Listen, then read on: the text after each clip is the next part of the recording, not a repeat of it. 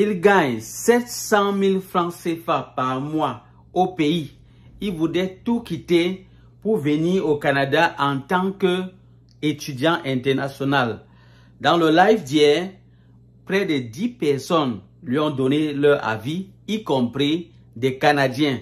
Je vous laisse suivre. Ma situation, c'est la suivante. Au fait, actuellement, je suis au pays, je travaille, j'ai un bon salaire, un salaire de 700 à 800 000 francs CFA. Maintenant, j'ai une assurance aussi de 80, assurance maladie 80%. Mais j'ai décidé d'aller au Canada plus tard, faire les études. Bon, et la procédure que j'ai entamée, c'est une procédure pour immigrer en tant qu'étudiant. Mais lorsque je vais immigrer, j'ai un parent là-bas qui dit qu'il va me loger, en fait. Il va me loger, il va m'orienter. Donc, il voulait savoir, avec le salaire que je gagne ici actuellement, est-ce que il sera est-ce que ça sera avantageux pour moi de laisser et puis immigrer en tant que étudiant là-bas? Parce qu'ils m'ont dit, étant là-bas, une fois que tu finis la formation professionnelle, il y a une possibilité pour que tu puisses avoir la résidence permanente. Donc, comme mon objectif, c'est de pouvoir immigrer et puis plus tard, faire venir ma petite famille pour une meilleure vie, quoi. Donc, c'est un peu ça. Je voulais avoir au moins des avis, quoi. Est-ce que je peux répondre, monsieur? Oui, oui, allez-y. Me semble disait qu'il a un salaire de 700 000 francs au pays par mois. Moi, en tout cas, moi, ça fait plus de 20 ans que je suis dans ce pays. Je vous déconseille d'immigrer comme étudiant. Vous pouvez peut-être, si c'est vraiment pour vos enfants, vous voulez juste offrir une meilleure vie pour vos enfants, peut-être, vous pouvez peut-être chercher à immigrer comme résident permanent. Mais les enfants aussi, ça dépend de quelle sorte d'enfant que vous avez. Les comportements de l'enfant depuis l'Afrique, l'âge aussi est très important. Comme étudiant, je vous le déconseille. Même si c'est vrai que votre frère va vous loger, mais ça reste que vous êtes chez quelqu'un. Il y a la réalité aussi. Ici, la pire chose qu'on peut faire, c'est de rester chez quelqu'un. Je vous le déconseille. Freddy, j'ai bien suivi ce que tu as dit 2 fois de suite. Et j'aimerais, sur la base de ce que tu as dit, te poser certaines questions. Je ne sais pas si tu es disposé à les répondre. Ok, il n'y a pas de... Ouais, la première question, c'est de savoir, est-ce que ton boulot est permanent? Oui, mon boulot est permanent. Je suis sur contrat de 1 an. Ok. C'est-à-dire, je demande si c'est sûr, quoi. Ton travail est sûr sur le long terme. Est-ce que tu... Ok, bon, le travail, on peut dire que c'est sur de long terme parce que moi, j'exerce dans le domaine des mines, en fait. Ok. Et peut-être, si tu me permets, est-ce que tu es marié? Est-ce que tu as une conjointe? Des trucs comme ça? Bon, actuellement, je suis en concubinage. Ok, bah, tu as des enfants. Oui. Il y a 2 Et enfants. ta conjointe, juste pour savoir, est-ce qu'elle également, elle sort, elle a un petit boulot, tout ça?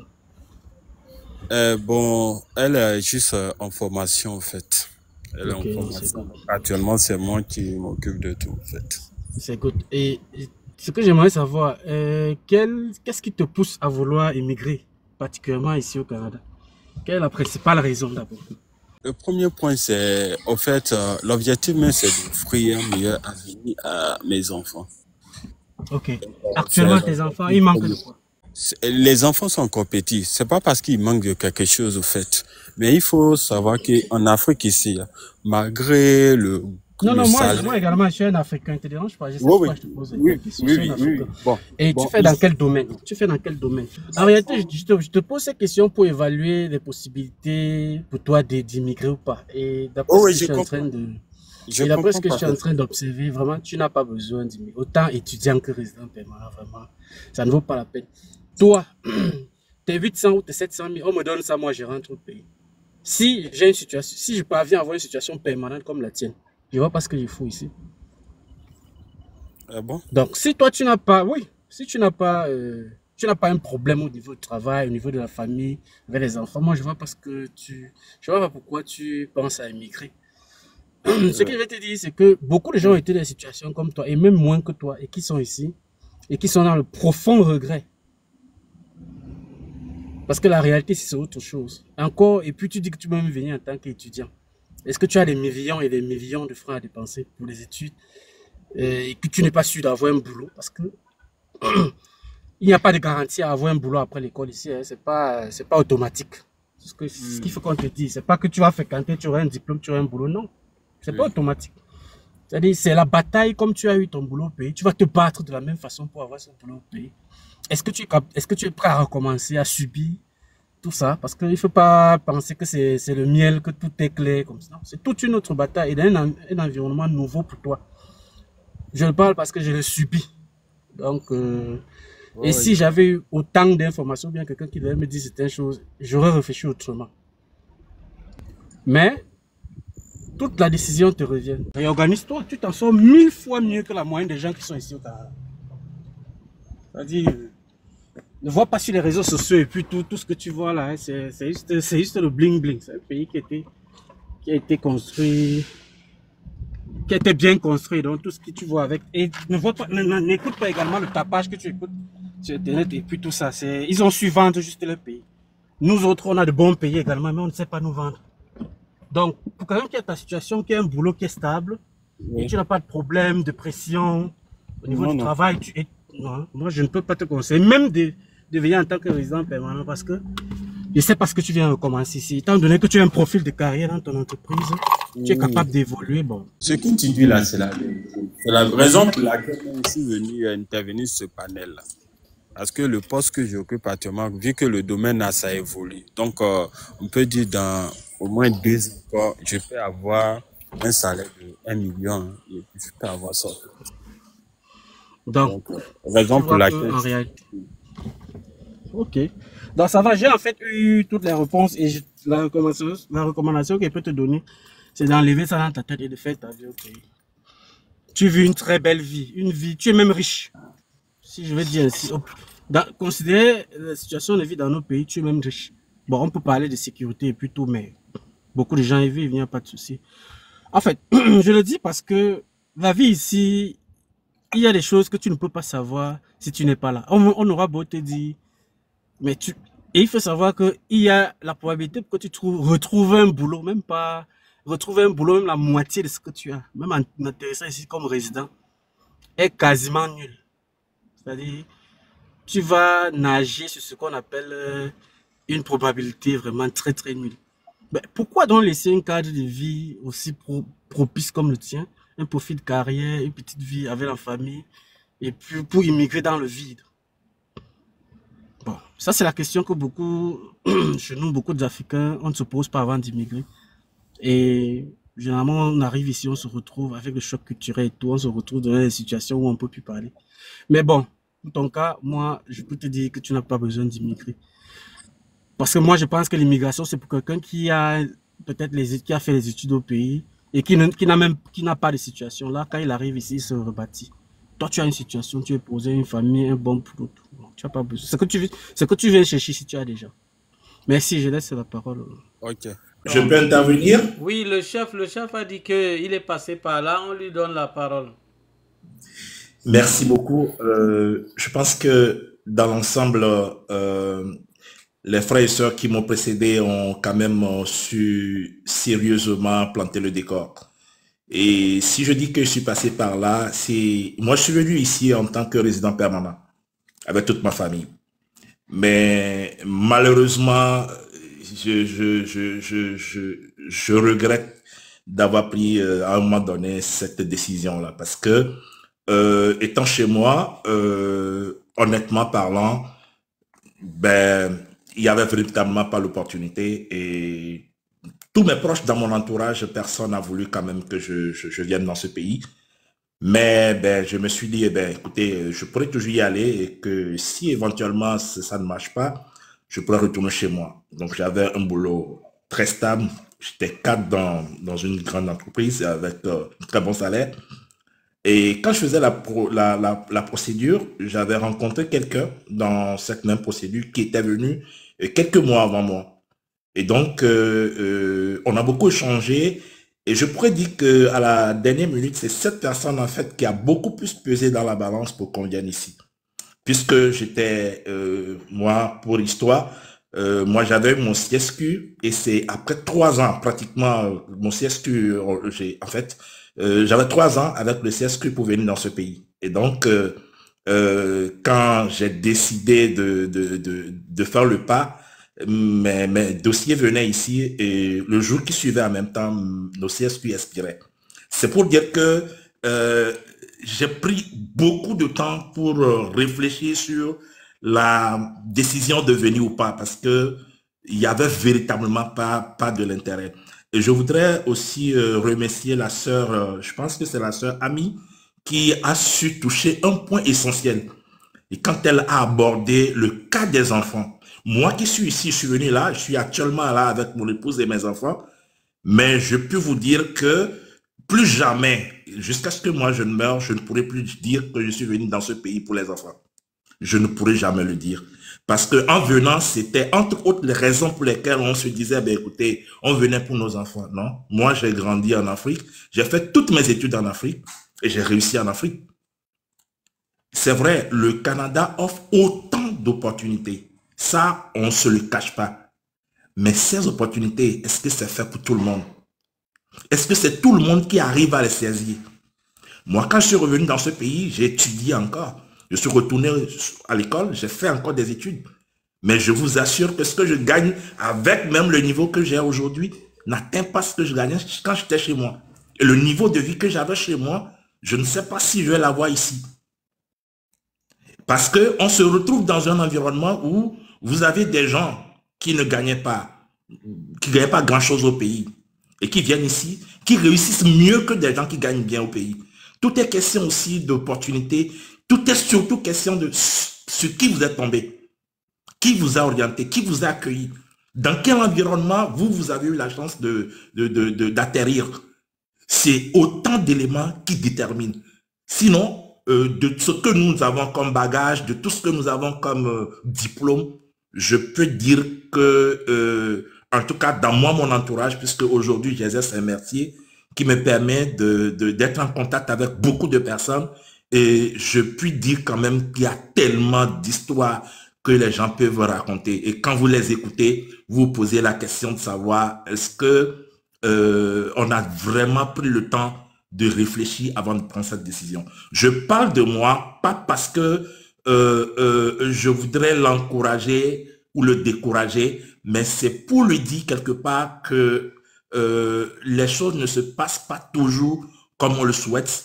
Mais moi, je voudrais quand même que s'il souhaite arriver, il serait quand même important de chercher peut-être un temps, de chercher un moyen de venir faire au moins 2 à 3 mois dans ce pays, histoire de toucher du doigt certaines réalités en fonction de la vision qu'il a. Parce que on vient pas au Canada juste parce que on dit qu'au Canada, il y a des opportunités, mais on vient au Canada très préparé. Et pour chuter, je vais aussi aller dans le sens de ce que nous ne devons pas toujours écouter les gens qui sont ici, qui nous connaissent ou que nous connaissons. Parce que moi, dans mon cas, je vous disais tantôt que j'avais une dame avec qui j'ai fait ma procédure, mais elle était arrivée ici avant moi. Et donc, je me suis beaucoup appuyé sur elle dans les derniers moments pour prendre des informations. Mais je peux vous dire que en venant dans ce pays, on a ramassé, on est venu même avec des casseroles, du plat, des fourchettes, de la nourriture. Vous pouvez imaginer à quel point on n'a pas du tout d'informations sur ce qui se passe en réalité, alors que on aurait pu comprendre, aurait pu faire des décisions autrement. Et cette personne me disait, mais écoutez, moi, quand j'étais au pays, même si je gagnais 2 500 000 le mois, moi, pour rien au monde, je serais resté au pays. Même si je gagnais. Mais moi, quand on me donnait ces conseils-là, je n'ai pas réfléchi pour voir, mais est-ce que la personne gagnait ce qu'elle dit là et la laisser pour partir? Parce qu'une chose est d'avoir une situation stable et de quitter cette situation pour aller à l'aventure. Une autre est de n'avoir rien du tout et de recommencer à zéro. Dans l'un comme dans l'autre cas, nous tous, quand nous venons ici, nous recommençons tout à zéro. Et honnêtement parlant, moi, c'est arrivé ici que j'ai pu comprendre ou j'ai pu toucher du doigt dans ma vie ce qu'on appelle la dépression. Quand j'étais chez moi, j'avais la possibilité, je pouvais parler un bon français, expliquer ce que c'est que la dépression, donner des exemples. Mais je vous assure que jusqu'à ce que je ne mette pied dans ce pays, je n'ai pas vraiment compris ce qu'on appelle la dépression. Il a fallu que je vienne ici pour comprendre à combien on peut vraiment frôler rapidement et en un temps record ce qu'on appelle la dépression. Donc, ce n'est pas pour le décourager, loin de là. J'ai aussi la dernière fois rencontré un monsieur que je connaissais au pays, que j'ai rencontré par hasard, pas pur hasard, et qui était un grand ingénieur chez nous, que j'ai rencontré ici, qui est venu récemment. Mais quand j'ai vu ce monsieur 2 mois après, je ne peux pas dire que c'était vraiment un bon choix. Et donc, du coup, moi, là où je suis aujourd'hui, quand quelqu'un, en tout cas que je connais bien, me demande de venir au Canada, je lui dis 2 choses. Est-ce que tu as un boulot stable? Est-ce que ton boulot, il est vraiment stable? Si oui, tu gagnes combien? À partir du moment où tu gagnes au moins 400 000, moi je te dis ici, c'est pas fait pour toi. Mais si tu souhaites venir là, je te propose de trouver un temps de vacances de 3 mois. Tu viens dans le pays en fonction des objectifs que tu as. Tu viens chercher dans le domaine, tu souhaites t'installer ou tu as la possibilité de venir chercher les informations, toucher du doigt ce que tu souhaiterais faire une fois installé ici et voir si c'est vraiment tenable pour toi. Et dans ce cas alors là, mais feu vert à toi. Mais au-delà de ça, si moi je dois te conseiller, c'est ce que je te dis. Mais c'est à prendre ou à laisser. Je ne peux pas te dire autre chose parce que c'est la réalité. De la même façon, tout le monde réussit. De la même façon, on peut compter le nombre de personnes qui arrivent à tirer leur épingle du jeu. Je voudrais m'arrêter là pour le moment. Merci. Comme lui dit, il y en a qui viennent pour leurs enfants. Moi, je fais partie de ces gens que ma mère est venue ici. Moi, je suis arrivée ici à 9 ans. Aujourd'hui, j'ai 28 ans. Je peux te dire que si j'ai l'opportunité de retourner au pays, même je retournerai. J'ai passé mon école primaire ici, tout. C'est bien de venir. Il y en a qui disent que oh, je vais venir pour mes enfants. Oui, mais c'est pas du tout facile. Moi, j'ai grandi ici et tout. J'ai fait mon école primaire ici, mais je vous assure, Freddy, si j'ai votre salaire au pays et j'ai l'opportunité de retourner, je prendrai mes affaires et partirai. Moi, je vous déconseille. Restez au pays ou économisez, mettez de l'argent pour vos enfants plus tard, pour étudier peut-être ici ou ailleurs. Mais je vous le déconseille totalement. C'est pas facile. Et puis, il y a l'insécurité en Afrique. Ici aussi, il y a l'insécurité éducative des enfants. Nous avons plusieurs enfants africains qui se retrouvent dans des problèmes de drogue et tout ça. Ici, les parents ont la misère à gérer les enfants. Moi, j'ai eu une chance, j'ai eu une mère monoparentale. Aucune d'entre nous, elle nous a éduqués seuls. Aucune de ses enfants est finie dans des sales besognes. Ça seulement, c'est par la grâce de Dieu et par son courage en éducation. Mais je vous le déconseille. Restez là-bas. Il y a l'insécurité en Afrique, mais ici, l'insécurité est pire. Il est pire. Ils partent chercher les enfants, même dans les écoles. Donc, moi, c'est ce que je peux vous dire. Restez vraiment. Si moi, je pouvais vraiment, si je pouvais même avoir mon enfant et le faire grandir chez moi au pays, retourner chez moi, je le ferais. Je n'ai pas d'enfant, mais je le dis, je préfère que mon enfant reste chez nous à prendre des affaires que de rester dans une place comme ça où il a plus de chances de se retrouver dans des problèmes comme qu'on voit aujourd'hui. Je travaille dans la santé, je vois beaucoup de jeunes Africains qui finissent mal, des parents qui viennent avec leurs enfants de 12 ans, 16 ans, qui finissent dans la drogue, dans la criminalité. Donc moi, je vous le déconseille. Donc c'est tout ce que je voulais ajouter. Merci, Ami. On va prendre... il y a Maman Patsy. Merci. En somme, je suis un petit peu mitigée par ce que j'entends, donc j'aimerais juste donner mon point de vue. D'abord, Ami, je suis pas du tout d'accord qu'il y a plus d'insécurité ici par rapport aux enfants. J'ai moi, éduqué mes enfants jusqu'à leur fin de cursus secondaire et je dirais que ça fait peur en Afrique. Là-dessus, il faut quand même qu'on se comprenne. Donc, juste qu'on se rappelle un petit peu le contexte. En Afrique, ton enfant, il se met en Laisse-moi terminer, s'il te plaît. J'ai écouté ce que tu disais. Laisse-moi terminer, s'il te plaît. Je sais pas, tu es arrivé au Canada à 9 ans. Je sais pas si tu as vécu en Afrique après ça, Donc, il faudrait peut-être que, comme le disait le chef, de repartir et de toucher les réalités des pays. Parce que je vais dire des choses très bien sur l'Afrique, mais j'accepterai pas qu'on dise qu'il y a plus d'insécurité ici. Je pense qu'ici, justement, pour les enfants, la sécurité, c'est un des points forts. Un des points forts dans la sécurité dans tous les niveaux, y compris au niveau de l'éducation, dans la famille où c'est très encadré par l'État, la DPJ, les travailleurs sociaux, les travailleurs spécialisés et tout ça. Donc ça, non, j'accepte pas. Par contre, je dirais que pour moi, en tant que maman, il aurait été très difficile de pouvoir cumuler une vie professionnelle telle que je l'ai eue en Afrique et l'éducation de mes enfants ici. Parce qu'ici, au Canada, c'est le jonglage total. C'est-à-dire que c'est un parcours, c'est un sportif. Hein? On s'occupe de tout. On n'a pas de nounou, on n'a pas de chauffeur, on n'a pas de jardinier, on n'a pas de cuisinier, on n'a rien. J'avais pas tout ça là-bas, mais on peut l'avoir lorsqu'on a un salaire décent. Ici, on est tous en tant que parents. Donc, je crois que la difficulté, c'est de jongler le rôle de parent et d'arriver à le faire. Moi, j'aurais été un parcours du combattant et je suis très fière d'avoir éduqué mes enfants au Cameroun. Par contre, la sécurité, on va passer un peu. Je voulais aussi dire quelque chose quand on dit on parle de travail et on a Fred qui travaille dans le domaine des mines et qui gagne bien sa vie, qui a 2 enfants et qui a une épouse. Je suis d'accord du fait qu'il devrait rester là-bas. Il y a un bon cursus, il y a beaucoup de choses à faire en Afrique. Moi, j'y serais restée si c'était pas que ici, c'est chez moi. Et le dernier point que je vais prendre, c'est les racines. Ça, Ami, là-dessus, je vais te donner raison parce que je crois que c'est important. C'est plus facile d'être un Canado-Africain qu'être un Africain-Canado. Mes enfants sont nés au Cameroun, ils s'identifient comme Camerounais. Eux ne sont pas Canadiens en priorité.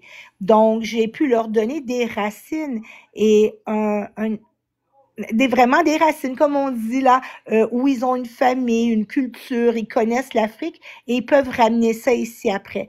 Pour répondre à la question de la personne ou l'interrogation, revenir aux études quand on a déjà une carrière, revenir habiter chez quelqu'un quand on a déjà un chez-soi, revenir, c'est comme revenir en arrière pour moi.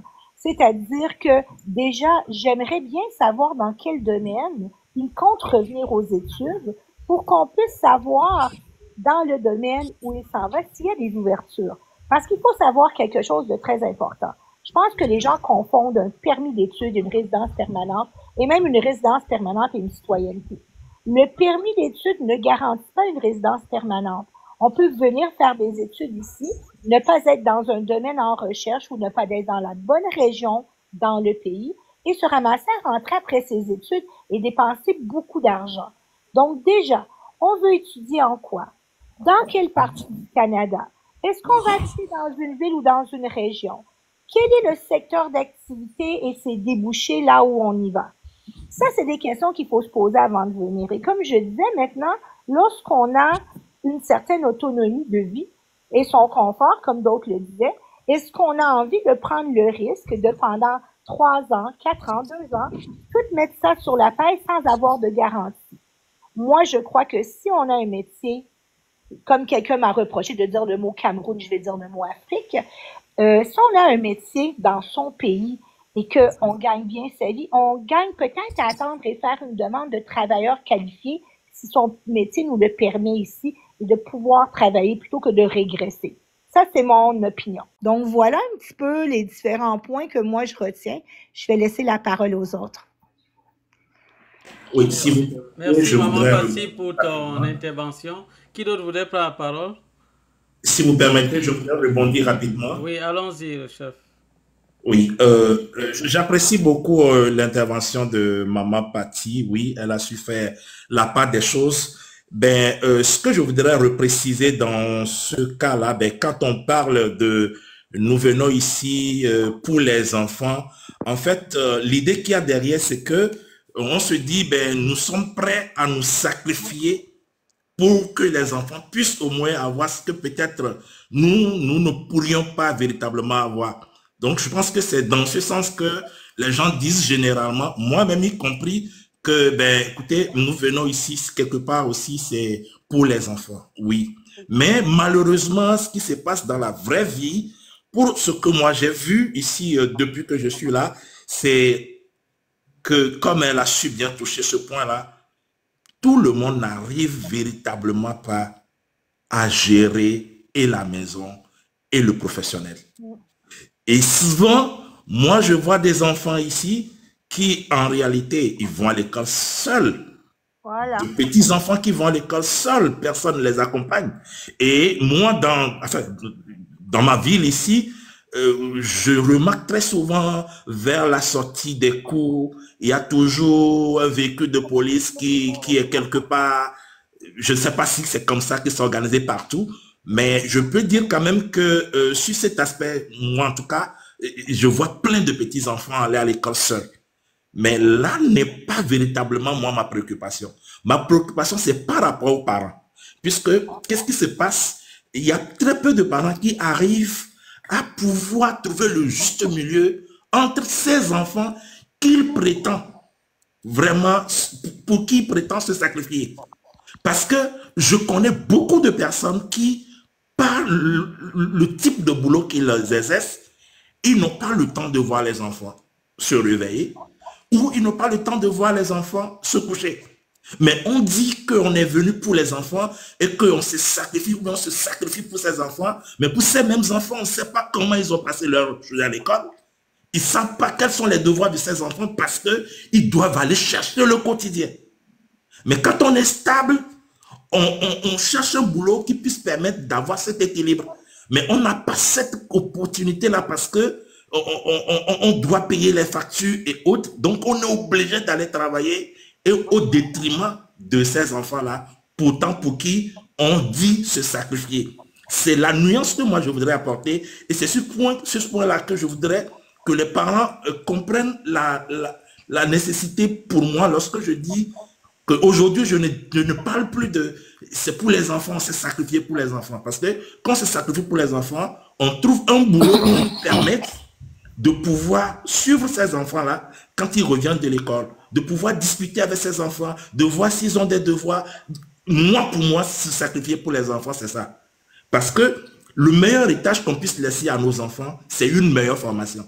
Ce n'est pas un compte en banque, ce n'est pas des maisons. En fait, ça, c'est mon point de vue personnel. Mais si on n'a pas vraiment ce temps matériel à consacrer à ces enfants-là, bon, je me demande alors quel est le sacrifice qu'on fait finalement. Parce que c'est justement ce suivi-là qui manque et qui fait que vous voyez ces enfants qui versent dans la drogue, qui font des choses qu'en temps normal, s'il y avait ce suivi-là, s'il y avait cet accompagnement, peut-être qu'on pourrait éviter. Indépendamment aussi de certains enfants qui, en fonction du type de fréquentation qu'ils ont, aussi deviennent autre chose malgré tous les efforts des parents. Donc ça, c'est qu'on soit en Afrique ou qu'on soit ici, les fréquentations, les bonnes, les mauvaises, on en a partout. On en rencontre partout. Mais l'équilibre doit se jouer entre le boulot et la maison. Et donc, c'est dans le choix du travail ou du métier que nous faisons ou des heures de travail que nous choisissons qui déterminent si vraiment nous sommes disposés à faire ce sacrifice ou pas. Donc, c'est juste ce point de veille-là qui me paraît important, sur lequel je voudrais rapidement revenir. Qui d'autre voudrait parler? Moi, je voulais juste rectifier. Parce que je pense que quand je parlais d'insécurité, le monde ne comprenait pas. Je parlais plus d'insécurité éducative. Je parlais pas... c'est parce que aussi, il faut pas mettre l'Afrique dans tous les mêmes bateaux. Hein.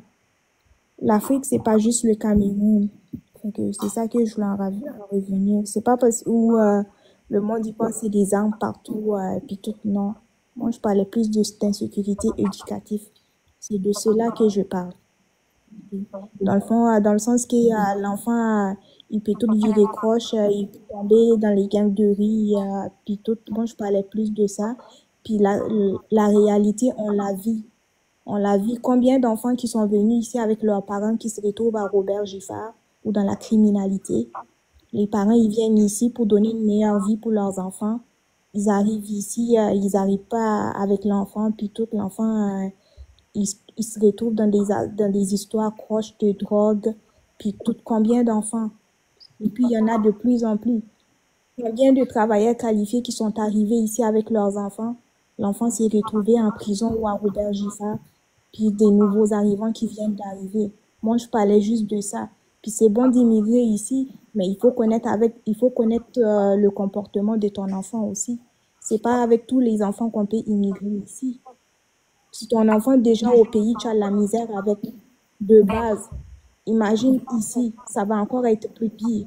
C'est ça que je veux dire. Ici aussi, on a nos problèmes. C'est pas parfait nulle part, mais moi, je parlais plus dans ce sens-là. C'est ça que je voulais dire.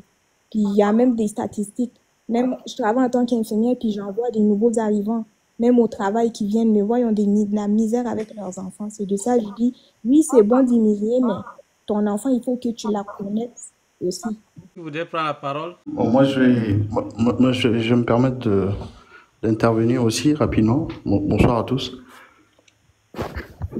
C'est vrai que là, j'ai écouté les différentes interventions. Moi, je suis dans ce live parce que je vais au Canada assez régulièrement. Je vis en France, normalement.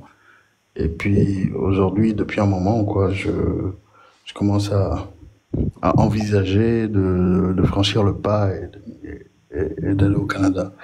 Je voulais juste me permettre de répondre à la problématique du grand Freddy sur sa situation et le besoin qu'il a d'immigrer aujourd'hui vers le Canada avec sa famille et en ayant un visa, une entrée étudiante, quoi. Un statut qui est quand même très précaire. Je pense que tout le monde a dit ici, a donné des conseils par rapport à ça. Moi, je me permettrais de faire la même chose.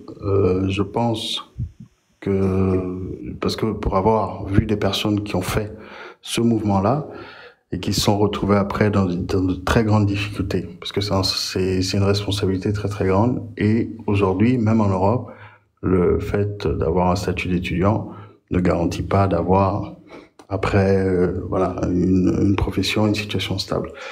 Maintenant, il y a un petit aspect sur lequel, et ça c'est par rapport aux observations que j'ai pu avoir pendant les différents séjours que j'ai pu faire au Canada, c'est l'aspect de l'intégration.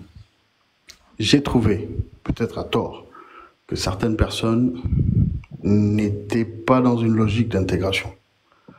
J'ai été dans des environnements où des personnes issues de l'immigration en provenance de plusieurs pays d'Afrique sont venus, sont là depuis plusieurs années, sont dans une prestation de service, mais avec un niveau de médiocrité du niveau de service qu'on a en Afrique. C'est-à-dire qu'aujourd'hui, quand on est dans un pays, quand on arrive dans un pays, comme disait mon frère qui vient d'arriver là le 28 avec sa famille et très intelligemment, on arrive, on observe, on s'intègre, on prend tout ce qu'on pense être bien et qui peut nous aider, et malheureusement on est obligé de laisser une partie de soi chez soi et embrasser la nouvelle culture, la nouvelle façon de vivre, parce que ça donne des opportunités. Il y a un certain nombre d'opportunités qu'on n'arrive pas à saisir parce que parfois on est resté trop comme on est, et la manière dont on est ne correspond pas forcément, parce qu'il y a une bonne rupture quand même parfois culturelle entre certains peuples et d'autres, et qui rendent l'intégration difficile, l'incompatibilité, et font en sorte qu'on n'arrive pas à évoluer. Voilà, donc c'est ma contribution à ce live, et je voudrais vous remercier avant de redescendre du panel pour ce travail de sensibilisation, d'éveil. C'est pour ça que je me suis arrêté, parce qu'on entend beaucoup de choses, on entend vraiment tout le côté cosmétique, c'est magnifique, ça va être génial, mais il faut être mitigé. Il y a le côté où ça va être difficile. Il faut aussi être prêt à y faire face et puis mettre sur la balance. Il y a des gens qui sont dans des situations où l'avenir est tellement incertain, malgré le niveau de rémunération élevé de certains pays en Afrique. Parfois, je pense que ça vaut le coup de faire le move, parce que il y a des situations qui dépendent de régimes On peut être dans une situation et se retrouver injustement licencié. On peut aujourd'hui être bien, on n'est pas assuré que demain on le sera encore parce qu'on est dans des pays très instables où l'État peut décider de tout et de rien, où le droit ne fonctionne pas correctement. Donc c'est aussi un choix à mettre sur la balance. Il y a des personnes qui ont besoin de certitude, il y a des personnes qui ont besoin même de restructuration, d'évolution. C'est-à-dire que je suis ingénieur, je travaille en Afrique depuis 10 ans, j'ai une situation, j'ai un poste, et je m'aperçois que je suis un peu dans un cul-de-sac. Je ne vais pas pouvoir évoluer. Mes enfants, je ne suis pas sûr de pouvoir leur garantir. Donc, il y a quand même des choses quand même à considérer. Revenir à l'échelle d'une vie, quelqu'un qui a, imaginons, 35 ans, à l'échelle d'une vie, reprendre de zéro pour une période de 4-5 ans, dans des situations difficiles, mais où on est sûr, à peu près assuré qu'on va se former dans des domaines qui sont porteurs, des domaines, aujourd'hui il y a énormément de domaines nouveaux, hein. Moi je travaille dans la technologie, dans l'informatique, je vois le boom qu'on connaît, je sais que quel que soit le pays où on arrive, la plupart des certifications qu'on a sont des certifications reconnues internationalement. Donc, quel que soit le pays où on arrive, il faut avoir tendance à se diriger vers ces domaines-là qui vont permettre, quitte à recommencer, si on doit recommencer à zéro, autant recommencer dans un domaine où on est sûr que on va payer le prix qu'il faut, on va payer à coup de sacrifice, ça peut être difficile, mais en étant conscient de tout ça et en étant une famille soudée, on peut arriver et en écoutant aussi les bons conseils, en s'associant aux personnes qu'il faut, en ayant les ressources qu'il faut. Pour finir, la question de la colocation ou de l'hébergement par l'oncle, le cousin qui, quand on est à distance, est très motivé.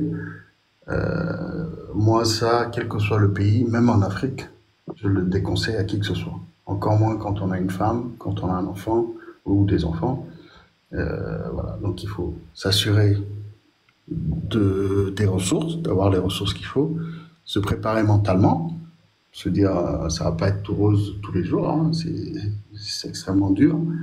Et puis se dire que, voilà, se fixer des objectifs, avoir un plan clair, bien défini. J'y vais pour faire ci et ça.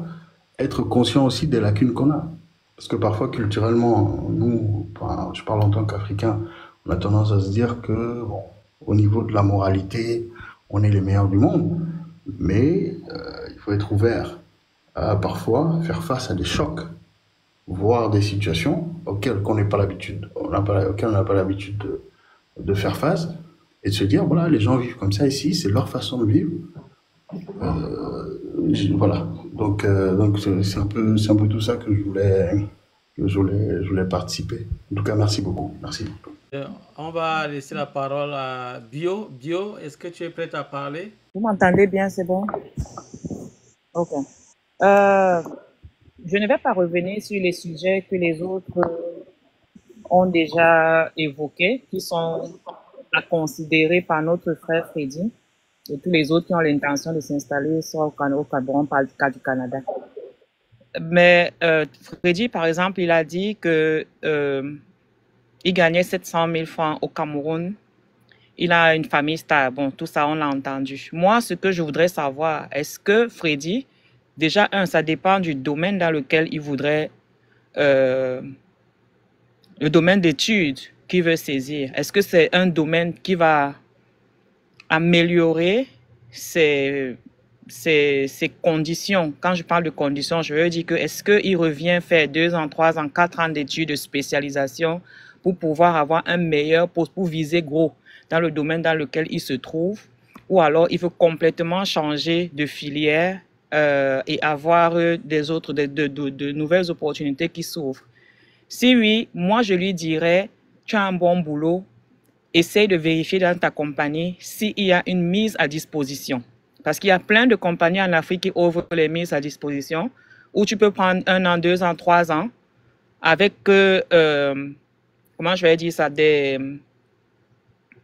preuves que tu viens pour l'école et la compagnie te donne la mise à disposition. C'est une garantie complète. Ça veut dire que tu viens au Canada, tu t'installes comme tu le souhaites, comme tu le penses, ou alors comme ça a été présenté dans ton plan d'action.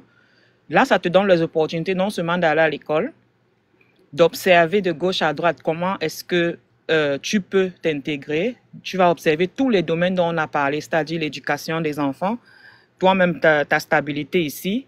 Tu vas observer les couples parce que tu viens avec ton épouse. On vient dans les pays où la femme a tous les pouvoirs, comme on le dit, et c'est une réalité. Je veux dire, je ne le dis pas en vantardise, c'est une réalité qui n'est forcément pas la même réalité qu'on a en Afrique.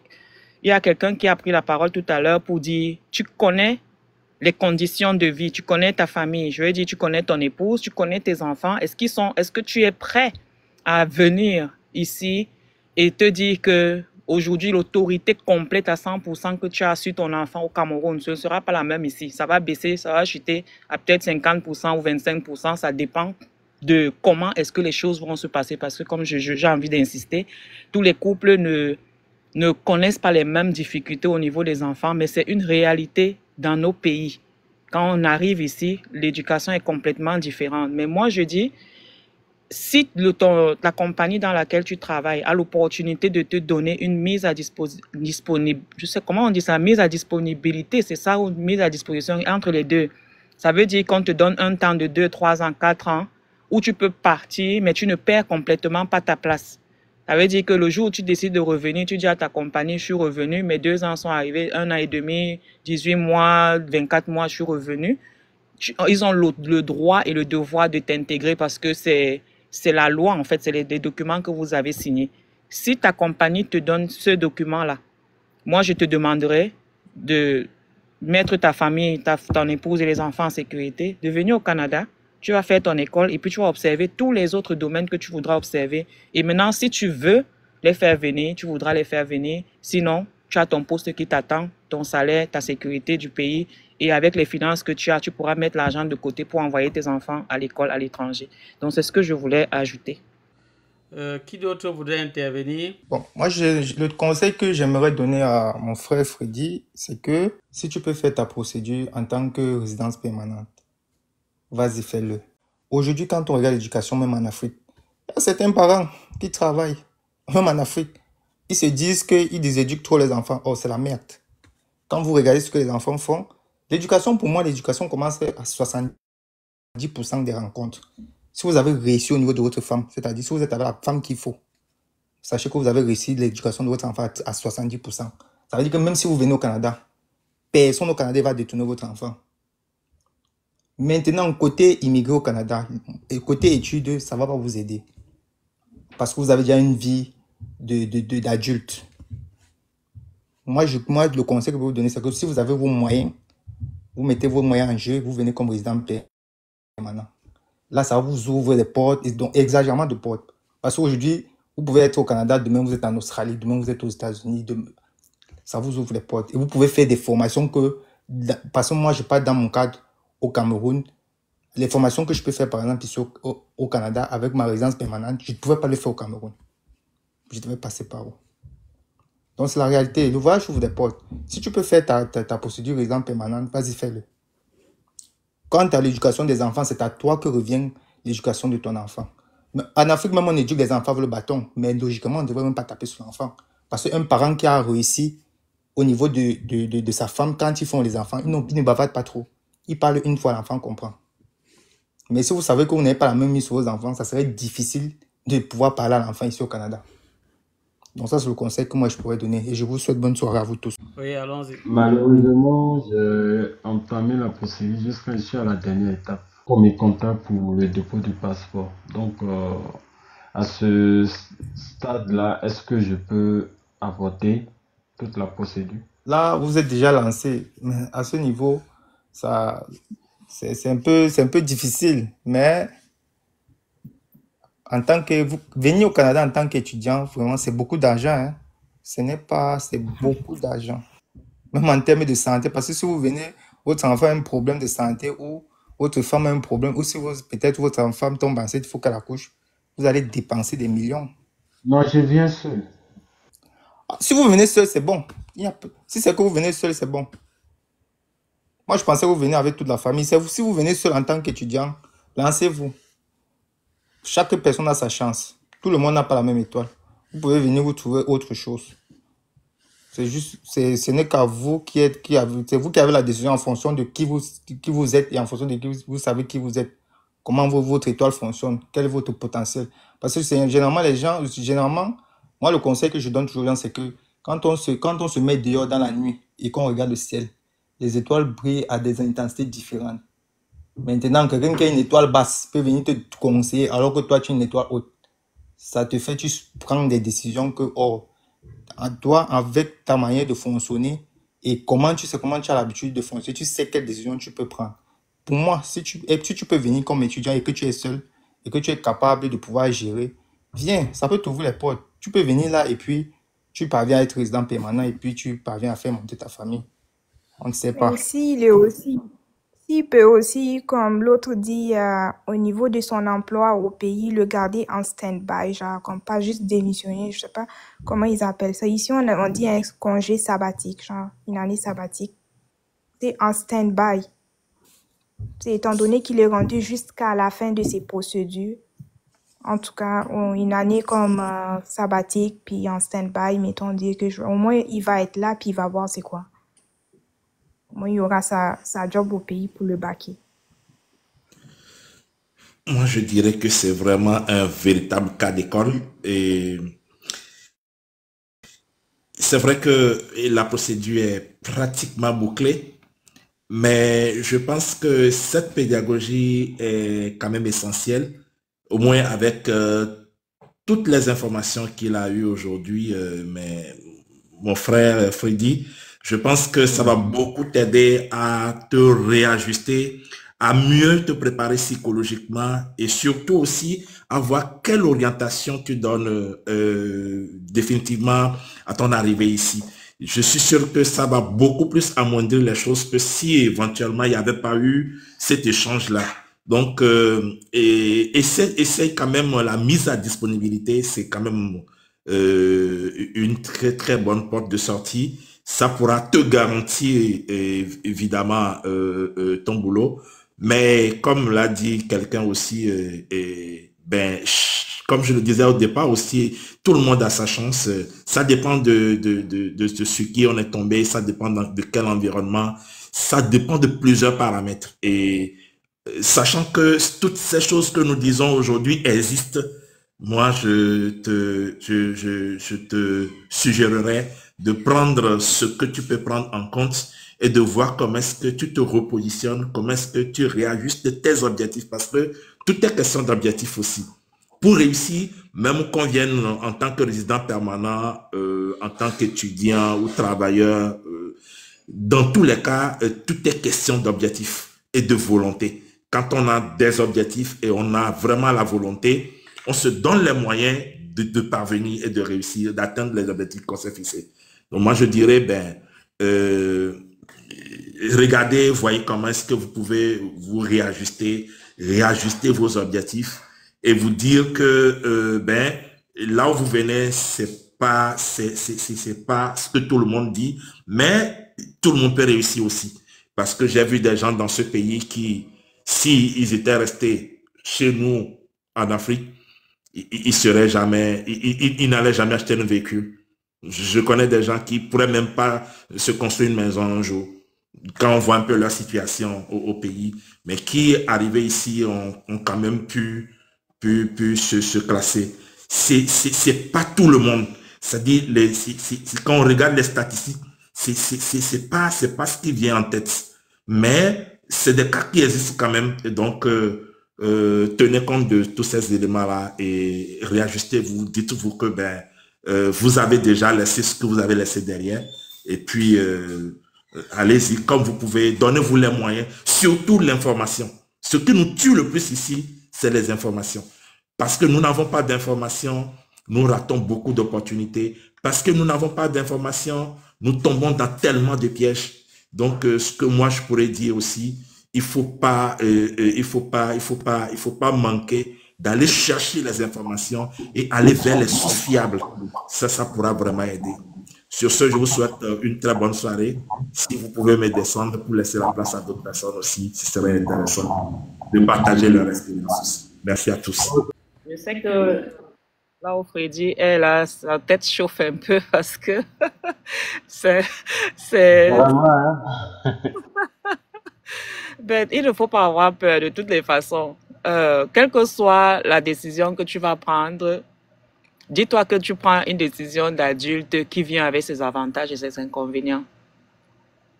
Le Cameroun ou l'Afrique, pour ceux qui ne sont pas camerounais, c'est pour ceux qui sont nés au Cameroun et ont grandi jusqu'à un certain âge, bien que nos pays soient comme ils sont là-bas, ils ont leurs avantages et leurs inconvénients. Et c'est une décision pour toi d'y vivre avec ses avantages et ses inconvénients. Donc, la décision que tu prendras, si tu décides d'immigrer au Canada, ça viendra avec ses avantages et ses inconvénients aussi. Mais il faut être fort seulement parce que déjà, le changement de pays, c'est déjà un choc. Et puis, tu vas arriver, tu vas avoir d'autres réalités, ce sera un autre choc. Donc, psychologiquement, dis-toi que tu sors j'ai envie de dire quoi, je sais pas quel exemple banal je peux prendre, tu sors de la chaleur pour le congélateur, tu sors du four pour entrer dans le congélateur. Donc, ça veut dire que, étant dans le congélateur, tu devras avoir un certain nombre de manteaux, de couvertures, de foulards, de chaussettes. Donc, ça vient avec ce avec quoi ça va venir. Je sais que là où tu es là aujourd'hui, à cet instant, avec tout ce que tu as eu comme information, c'est beaucoup pour quelqu'un qui a déjà 1 mois, 2 mois, peut-être de son visa.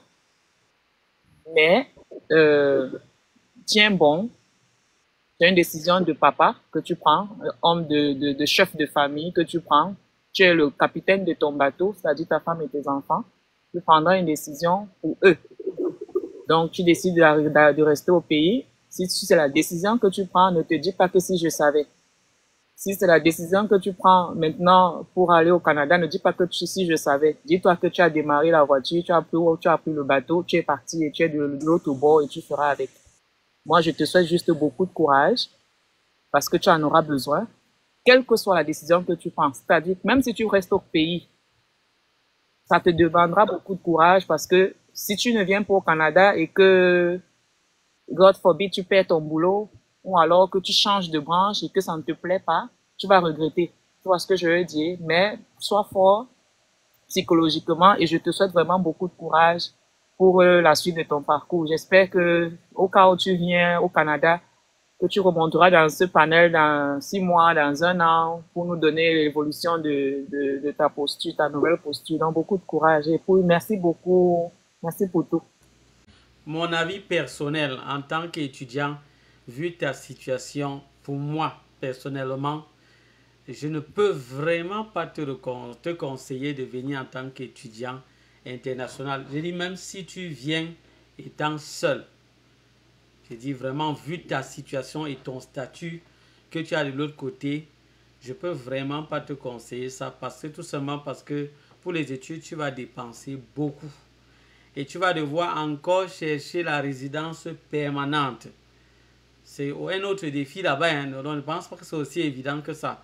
C'est un autre défi. Donc, tu auras trop de, comment on peut dire, de restrictions. Donc, tu auras moins d'avantages que celui qui entre en tant que résident permanent.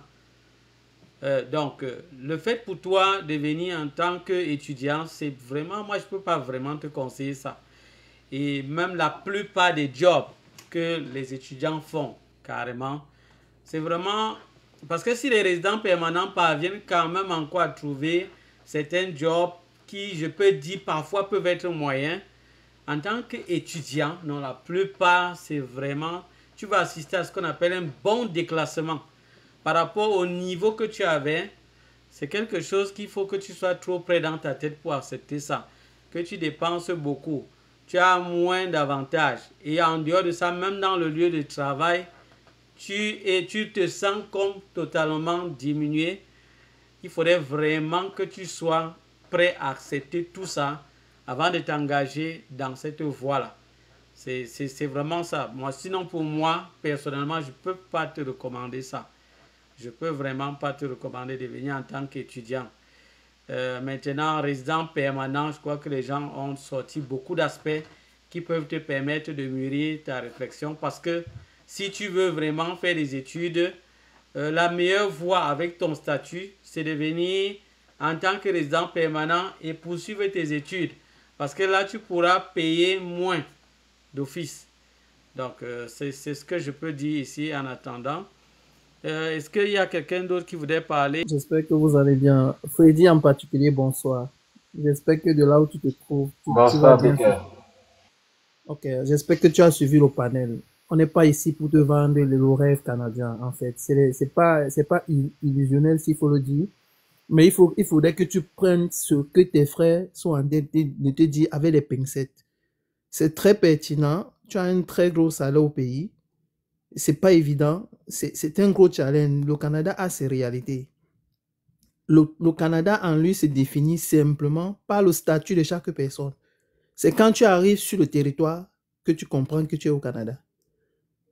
Tu vas finir par comprendre que le Canada t'a défini ce que tu étais dans ton pays, mais une fois ici sur le territoire, c'est là où tu commences le vrai aventure. Parce que ce que tu faisais, la paperasse, c'était la paperasse. Mais maintenant, sur le terrain, les réalités sont là. Tu peux venir comme docteur, comme je l'ai dit. Tu te retrouves en train de travailler sur McDonald's. La vie en elle-même, la pression que tu as laissée au pays. Et imagine ton salaire. Frère, la vérité, c'est que si nous, là, on avait peut-être ton salaire, là, on ne devait même pas rêver de venir ici. Ça, c'est une vérité. C'est pas parce que les gens vont dire en commentaire, oui, pourquoi vous ne rentrez pas? Mais nous y sommes déjà. Maintenant, qu'est-ce qu'il faut faire? Il faut armer le moral pour essayer de remonter la pente. Si on n'a pas de choix d'être ici là, et se battre, qu'est-ce qu'on va faire en retour? On a les familles qu'on a laissées derrière. Et toi, quand j'entends ton sujet, tu dis tu vas venir en famille en plus. En tant qu'étudiant, gars, l'argent que tu vas venir de l'Afrique avec, ça ne va même pas valoir quelques mois et ça va finir. Et je pense que c'est à l'heure là que tu vas entrer vraiment dans la dépression. Ce n'est pas pour te faire peur, hein, ce sont les réalités. Beaucoup de gens sont partis de l'Afrique avec beaucoup d'argent, mais ils sont arrivés ici, c'est devenu tout petit. C'est quand nous on convertit, on envoie au pays que ça pèse. Mais quand tu es ici, l'argent devient vraiment petit parce que la maison coûte cher, la nourriture coûte cher, la voiture c'est une troisième femme. Si tu viens avec ta femme et toi-même y compris les enfants, tu auras plus que 4 femmes. Et la charge familiale demande nécessairement un moyen de locomotion rapide. Donc pour nous qui sommes là en train de te dire ce soir, ce n'est pas pour te faire hâte de dire arrête, non, mais sauf que on sait une chose, qu'on ne conseille pas quelqu'un qui veut voyager. On ne conseille pas un aventurier. Parce que là où tu es bloqué, tu es calé dans tes décisions. Je ne pense pas qu'on va finir par te convaincre ce soir. Mais la vraie vérité, c'est que c'est à toi la grande décision. Réfléchis comme un grand homme. Soit tu laisses la famille tranquillement et tu t'aventures seul pour voir le terrain. En ce moment, tu vas comprendre les réalités et puis tu pourras prendre des décisions pour faire monter la famille. C'est ce que je voulais t'ajouter. Puis, peux-tu ajouter de quoi aussi? Oui, Ami, vas-y. En plus, l'affaire est qu'il vient avec un statut étudiant. Il a la famille en Afrique qu'il va laisser. Pendant les études, dans la session, il a droit à travailler seulement 20 heures. 20 heures. Avec une famille que tu dois t'occuper d'eux en Afrique. Puis c'est de savoir aussi, as-tu aussi l'argent pour payer tes études au complet? Il y a ça aussi. Parce qu'il y en a qui vendent le rêve aux gens à dire que oh, tu peux venir ici, tu vas travailler, tu vas être capable de payer tes études. Non, c'est faux. Avec 20 heures par heure pendant tes sessions, tu peux juste peut-être acheter à manger. Les loyers coûtent cher. Oui, la famille va te loger, mais même loger chez les gens, moi, je te déconseille. Ici, c'est chacun pour soi, Dieu pour tous. Ça, les gens ne vous le disent pas. C'est vrai. 20 heures par semaine. Les lois changent chaque jour. On dirait les lois, c'est la bipolarité. Aujourd'hui, on se lève, la loi est de même. Demain matin, vous vous levez, la loi change. Même si les étudiants qui ont fini leur étude, ils peuvent déposer leur examen permanent, la loi change sur eux aussi, à chaque jour. Donc, moi, ce que je te dis, c'est la réalité qui est là, c'est la réalité du Canada. Il n'a pas juste son mauvais côté, il y a son bon côté aussi. Mais il faut prendre vraiment le temps de réfléchir. Et puis l'emploi même, c'est difficile de plus en plus. C'est difficile de plus en plus au niveau des emplois. Et puis, ils resserrent de plus en plus les règles. Donc, moi, c'est tout ce que je peux te dire. Il faut vraiment réfléchir. Merci, Ami. Je voudrais dire à Freddy, vraiment, je lui souhaitais beaucoup de courage parce que vu qu'il a déjà engagé la procédure, là, ça prend vraiment... c'est une décision très lourde, hein, très, très lourde. Je me rappelle encore le cas d'une femme qui était... Elle était déjà... Je peux dire, elle voulait en fait, c'était un mariage. Vous savez, généralement, lorsqu'on part à la mairie, on fait... Comment on peut dire ça? Il y a les conseils que le maire donne avant qu'il ne s'engage, il ne signe le dernier papier là. Donc, le maire a donné les conseils, il a parlé, il a vraiment beaucoup insisté sur la vie dans le couple. Après avoir fini de parler, on a donné la parole à l'homme. Est-ce que c'est bon, tu es prêt? Et tout ça, il a dit oui, c'est bon, il est prêt.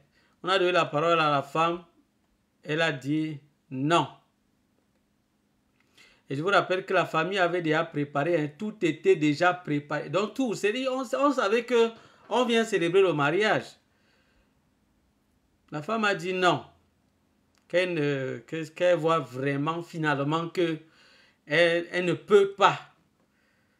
Qu'elle voit vraiment que vu que c'est quelque chose de toute une vie, c'est comme un engagement de toute une vie, elle-même elle examine avec tout ce qu'on a dit et en fait que depuis même longtemps, son cœur lui faisait quand même voir qu'avec certains aspects concernant son mari, parce qu'en réalité son mari était quelqu'un de très violent, très très violent. Elle a vu que vraiment s'engager dans cette vie-là, elle ne va pas s'en sortir, elle ne va pas tenir. Elle a dit non, je vous assure que la salle était glacée. Pendant au moins ces 5 minutes. J'ai dit, c'est comme s'il n'y avait même plus de mouches qui passent. Chacun restait comme ça, dit, mon Dieu, c'est pas possible.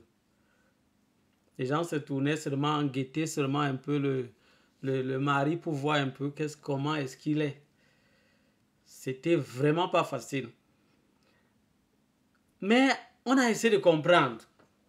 On a essayé de comprendre. On a vu vraiment qu'au fond, c'est vrai, c'est une décision personnelle.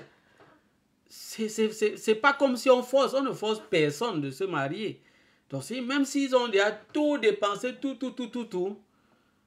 ils peuvent encore, avant de signer l'acte là, parce que déchirer cet acte, c'est encore tout un autre problème, ils peuvent décider d'arrêter tout là-bas. Ils peuvent décider. Et le maire l'a bien martelé. Il a dit vraiment, actuellement, vous n'êtes pas encore mariés. Officiellement, du moins.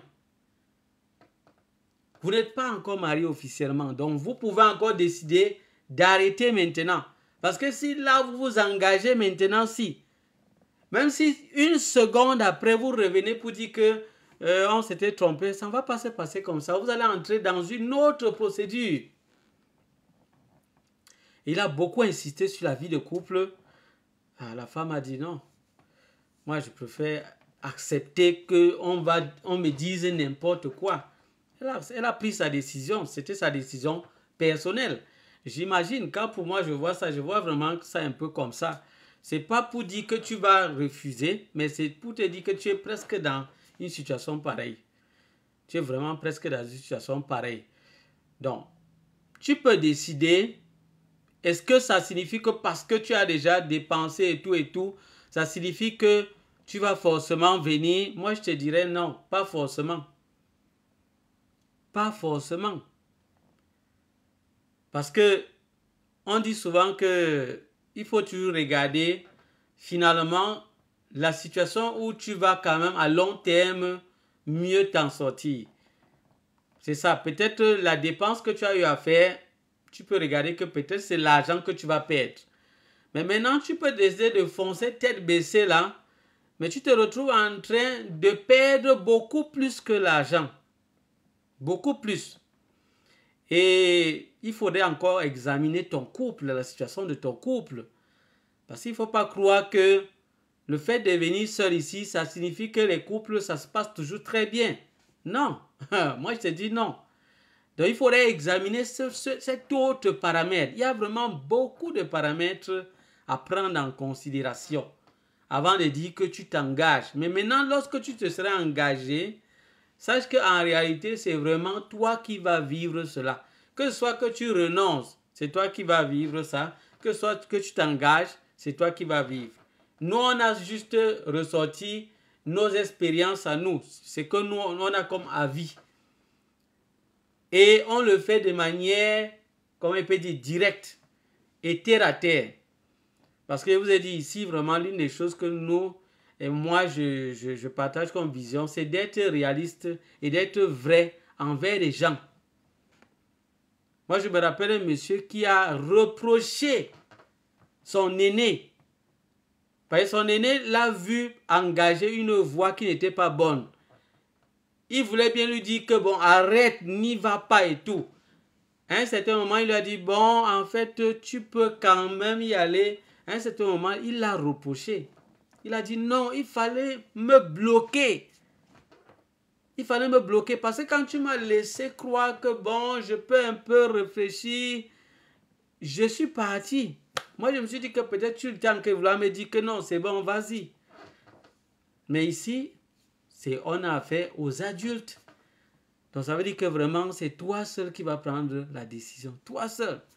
On ne peut vraiment rien faire en dehors de te donner tous ces conseils-là. Ce n'est pas basé sur ma parole que tu vas prendre ta décision, ni la parole des autres. Tu vas te tenir compte de tout ça et juger toi-même. Et juger toi-même.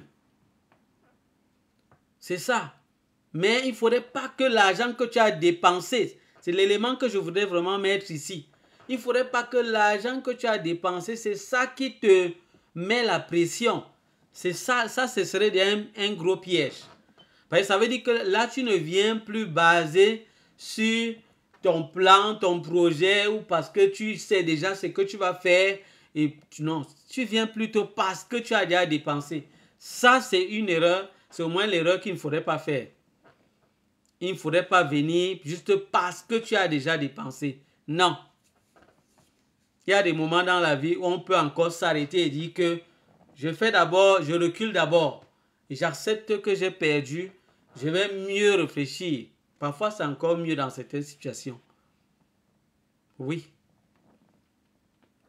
Donc, il faut prendre ça au sérieux. Donc, ça, c'est ce que je pourrais vraiment te dire, moi, personnellement.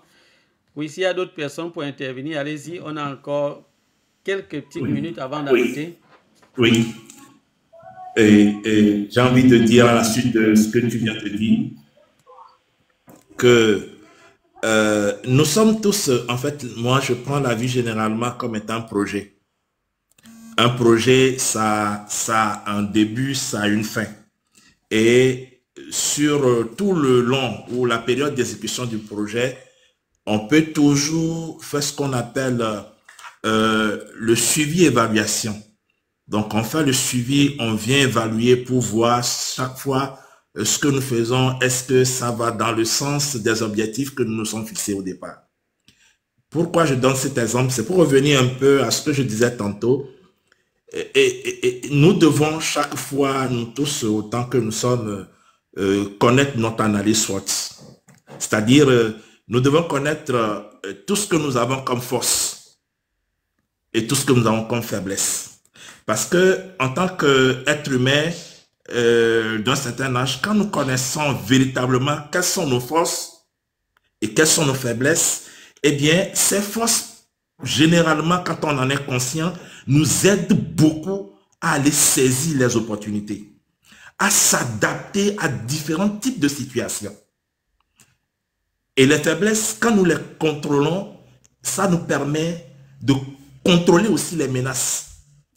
Et dans la situation que nous avons ce soir, que moi j'appelle cas d'école, parce que c'est très difficile, si c'était au début de la procédure, je pense que on aurait tous clos ces échanges depuis. Là, il est arrivé à une étape assez décisive où la décision honnêtement parlant, pour être honnête, est difficile. Et comme je le disais, je suis passé par là aussi. Moi aussi, à la dernière minute, la décision était très difficile. Mais on me disait des choses qui n'étaient pas vraies. Parce que si je n'avais peut-être pas entendu ce qu'on me disait là, peut-être que je serais resté chez moi. Je ne dirais pas que c'est ce qu'il faut faire, mais toujours est-il que le fait de venir, en venant, je me disais déjà que dans tous les cas, étant moi-même, me connaissant, je suis capable de m'adapter. Et moi, ce qui m'a aidé clairement là, c'est que je me suis dit dans ma tête, je vais à l'aventure, puisque en venant dans ce pays, je n'avais aucune connexion. Je connaissais personne, je n'avais aucun membre de famille, ni mon épouse. Donc, on était venus véritablement à l'aventure. Et donc, le sachant, nous nous sommes quand même préparés, aussi bien financièrement que psychologiquement. Mais je vous assure qu'avec toutes les précautions qu'on a prises, arrivé sur place, la réalité était tout autre aussi. On a dû se réajuster, retourner en arrière, s'asseoir carrément. Parce qu'on a passé 8 mois à la maison sans boulot, mon épouse et moi. On avait des enfants, on avait loué. Je ne vous explique rien, vous comprenez ce que je veux dire. Avec une famille, 8 mois à la maison. Mais on a survécu. On n'a pas de dettes parce qu'on s'est préparé financièrement. Mais je peux vous dire que ça n'a pas du tout été facile. Donc c'est pour dire une fois encore que lorsqu'on se connaît bien et qu'on sait ce qu'on a comme capacité, on peut s'adapter à toutes sortes de situations.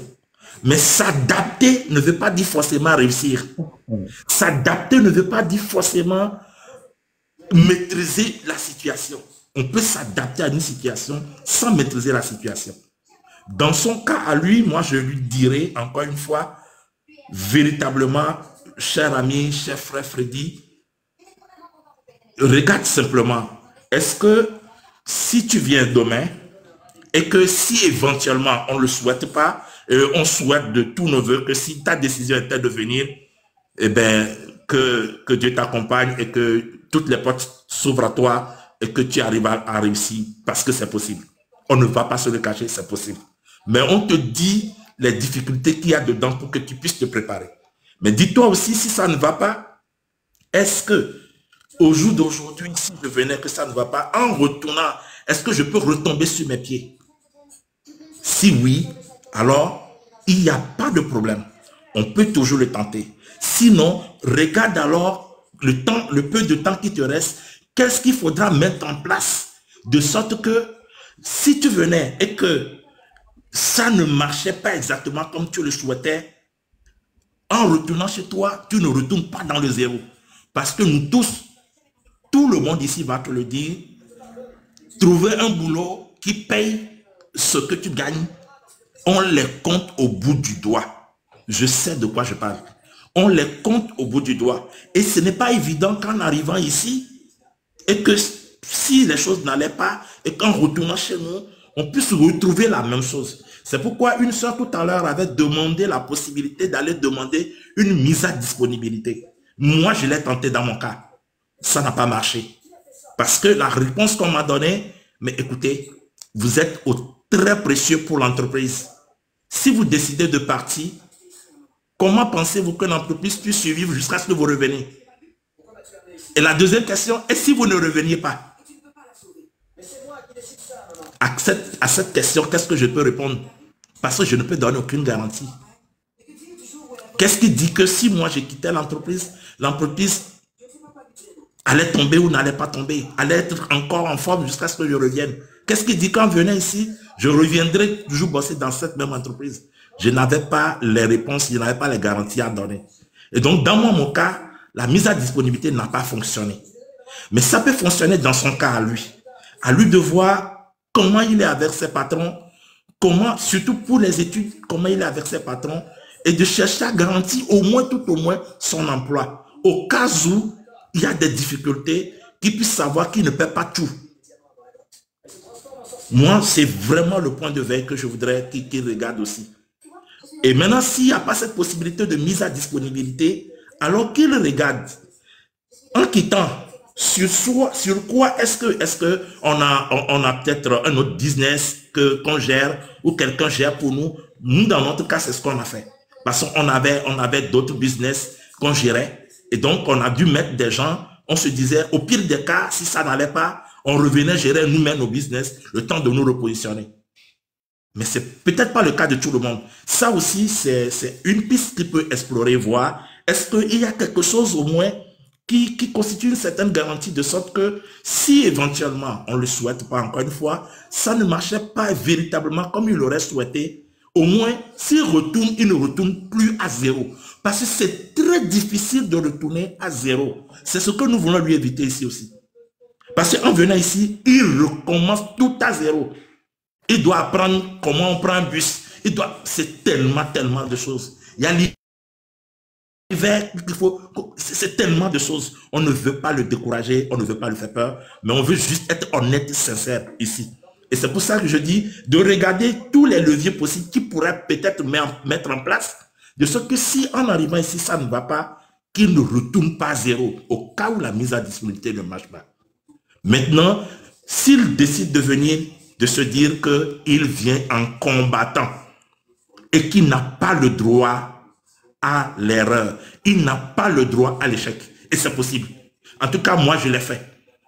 Il n'a pas le droit à l'erreur. Donc, il doit s'asseoir, encore une fois, aller questionner ce qu'il a comme potentialité, ce qu'il a comme capacité, ce qu'il a comme compétence, et voir comment ces choses-là peuvent l'aider à s'adapter à des situations que peut-être on n'a jamais vécues. Parce que le Canada, c'est un cas unique pour tout le monde ici. Ça, je continue de le dire, le Canada est un cas unique pour tout le monde ici.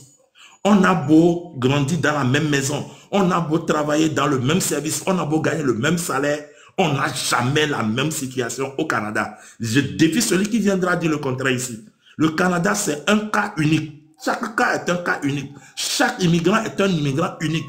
Parce qu'on n'a pas tous le même parcours, on n'a pas tous les mêmes réalités, on n'a pas tous les mêmes défis. Et à chacun de construire lui-même, personnellement, son chemin, sa vie, son futur ici au Canada. Personne ne viendra le construire pour l'autre. Et personne ne compte sur l'autre. On ne compte pas sur quelqu'un dans ce pays. Parce que lui aussi, là, il n'a pas fini de régler ses problèmes. Et personne n'aide personne ici. La grande chose qu'on peut faire, c'est peut-être donner des informations, partager des idées. Mais personne ne viendra prendre une décision à la place de l'autre ou viendra prendre des actes ou faire des choses à la place de l'autre. Je connais des gens qui ne peuvent jamais, si on était resté au pays, ne prendront jamais le volant. Mais quand la situation l'a imposé ici, ces gens aujourd'hui, ils parcourent 40 km, qu'il neige, qu'il pleuve, qu'il soleille, pour aller travailler. Parce que quand le moment sonnait là, personne ne les a obligés à prendre le volant. C'est pour dire quelque part aussi, les contextes ou les conditions, l'environnement nous force à donner plus que ce que nous aurions donné si on était resté au pays. Donc c'est se fondant aussi sur ces quelques notes d'espoir que je voudrais qu'ils réanalysent fortement cette capacité et voir véritablement qu'est-ce qu'ils gagnent en venant et qu'est-ce qu'ils perdent en restant. Je m'en arrête là. Merci le chef, merci pour votre intervention. Merci beaucoup le chef pour ton intervention. Merci. Il y a Sharigan. Sharigan, tu voudrais parler? Ouais, merci. Oui, allons-y. Vous m'écoutez bien? Ok. Bon, c'est par rapport à la situation de... On parle de quelqu'un qui est dans son pays et qui voudrait venir au Canada.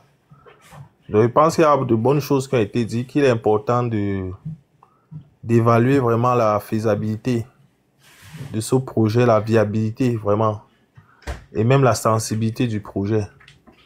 Donc, quand c'est dans le cas vraiment des études, il faut évaluer plusieurs choses. L'un des meilleurs moyens quand même pour certains qui ont fait des études, soit vraiment, tu as un financement sûr et stable. Ça peut être par le moyen d'une bourse. Et pour avoir ce genre de bourse, ça demande aussi des bons relevés de notes. Parfois, Et parfois, ça demande que tu peux arriver et prouver d'abord que tu es très bon la première session. Parfois, il y a des écoles qui réservent des bourses particulières pour les... Mais là, il y a un petit facteur aléatoire. Ça veut dire qu'il faut que tu arrives, tu payes d'abord le coût d'installation et le premier coût pour pouvoir espérer. Maintenant, soit tu es sûr que tu as un financement stable, ce qui est le cas que je vois pour des enfants ici, qui ont des parents quand même bien assis, qui vont prendre un programme même de baccalauréat cher, qui coûte cher, les parents vont payer, n'ont pas de problème. C'est ceux-là que je vois souvent évoluer dans leur programme sans problème, parce que assurer une stabilité financière aussi, c'est assurer une stabilité émotionnelle, psychologique. Parce que lorsque tu te mets à étudier et que tu sens qu'il y a une incertitude dans tes revenus pour assurer soit ta scolarité, soit ton loyer et autres, tu commences à ne pas être stable mentalement et ça peut te réduire à l'échec. Parce que contrairement à ce que les gens pensent, au niveau de l'éducation, même au Canada, ce n'est pas si facile que les gens pensent en fonction des programmes. Parce qu'il y a des programmes, les Canadiens sont très pratiques. Parfois, il y a les programmes ici où les gens fréquentent vraiment comme au lycée. Vous avez les devoirs chaque semaine et ces devoirs-là sont notés. Et parfois, même après 2 mois sans faire l'examen final, tu peux être exclu du fait de tes performances. Et on en connaît d'autres, les performances ont été influencées par leur instabilité financière. Et normalement, lorsque tu es exclu dans un programme, tu as encore quelques jours pour quitter le territoire. Et ça peut vraiment vous amener à prendre des décisions un peu bizarres. Donc, le projet scolaire en soi n'est pas un mauvais projet, mais ça demande vraiment, même l'immigration, quand ils ne vous font pas du mal pour vous demander les preuves financières, pour se rassurer que vous avez une certaine stabilité financière. Ce n'est pas pour voler votre argent, c'est parce qu'eux-mêmes, ils sont conscients de l'enjeu des études ici.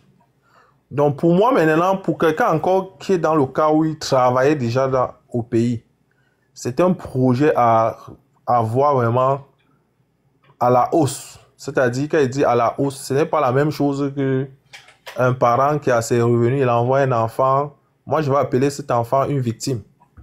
Mais pour déjà une personne adulte qui travaille au pays, a un revenu qui est 2 fois supérieur au revenu moyen, au salaire moyen au Cameroun, c'est un projet quand même qu'il faut bien revoir. Je pense que aujourd'hui, les gens ont compris que la voie la plus viable, quand tu as une famille et que tu as un revenu comme ça, c'est de regarder tes qualifications professionnelles, de regarder les domaines demandés au Canada et voir si ça correspond à ce qu'on demande. Pourquoi? Parce que je sais qu'il y a des gens qui jonglent finalement, ils arrivent même avec la résidence permanente, mais ils n'ont pas le profil généralement qui sont dans les besoins qu'on demande ici. Et souvent, sont souvent dans une certaine déception. Pour les cas des gens que moi je connais, particulièrement les enseignants que moi je connais, beaucoup qui sont venus ici au Canada, c'était très demandé, il y avait une pénurie. J'en connais certains vraiment, ils sont venus comme résidents permanents, ils ont pu valoriser leurs compétences, ils ont passé quelques examens, quelques cours à l'université, ils enseignent clairement. Mais il y en a d'autres gens dans d'autres domaines, ce n'est pas vraiment ça. Tu peux arriver et te retrouver vraiment dans un emploi dont tu n'imaginais même pas. Et ça peut créer un choc émotionnel. Un choc émotionnel, puis un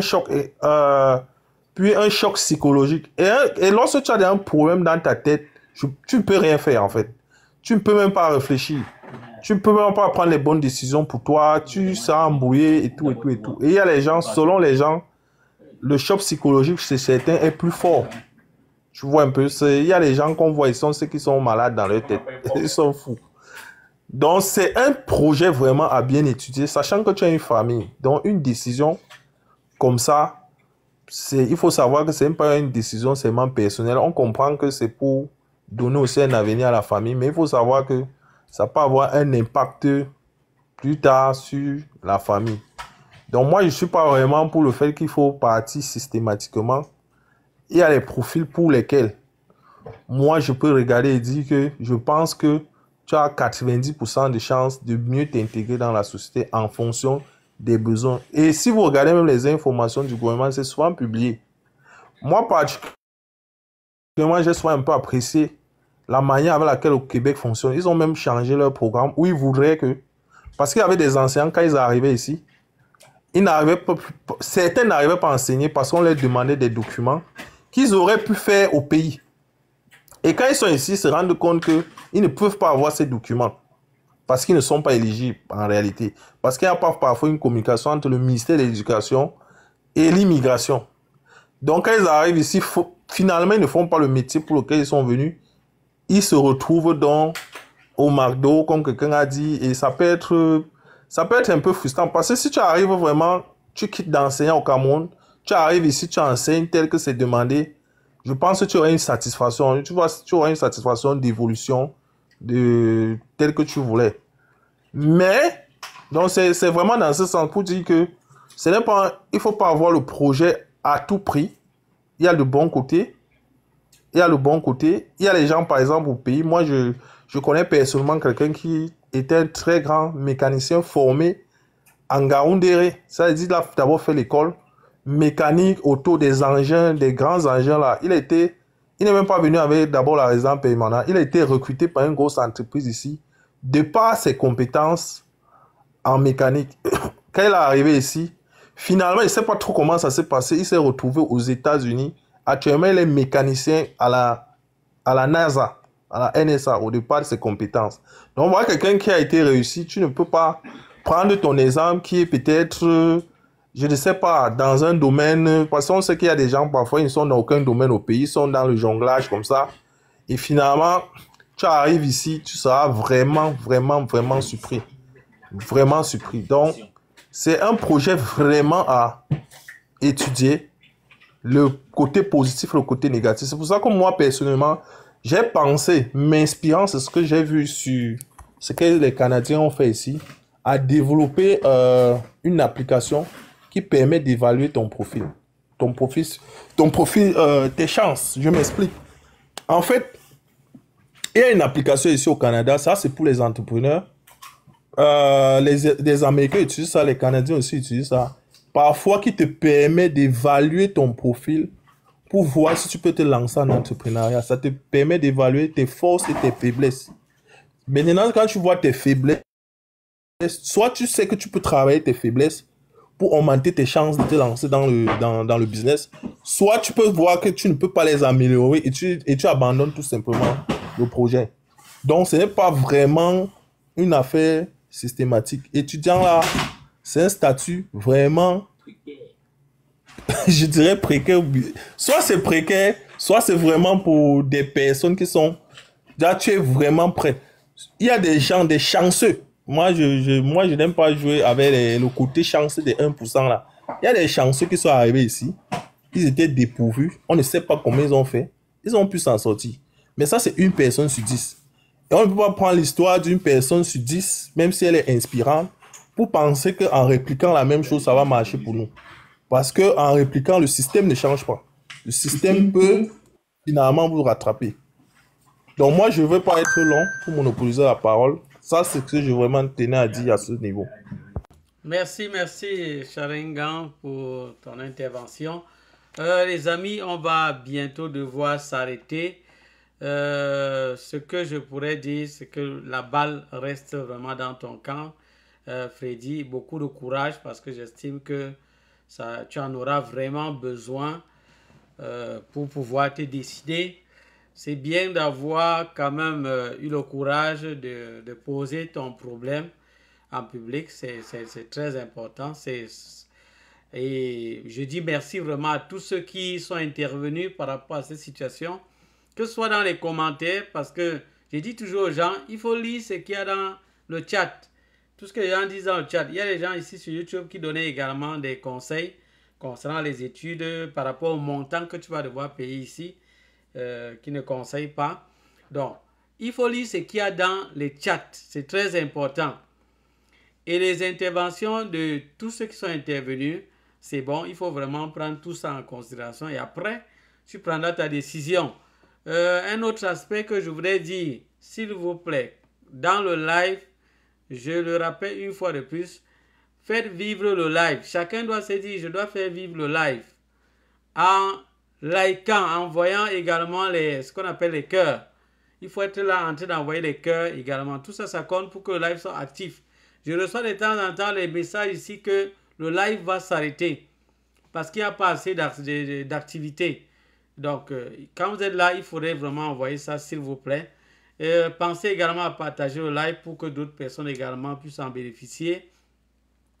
Commenter également, c'est également bien. Intervenir, vous pouvez monter dans le panel à tout moment. Quand j'organise les lives, même quand j'ai un sujet que j'ai pour introduire, c'est juste un sujet de base.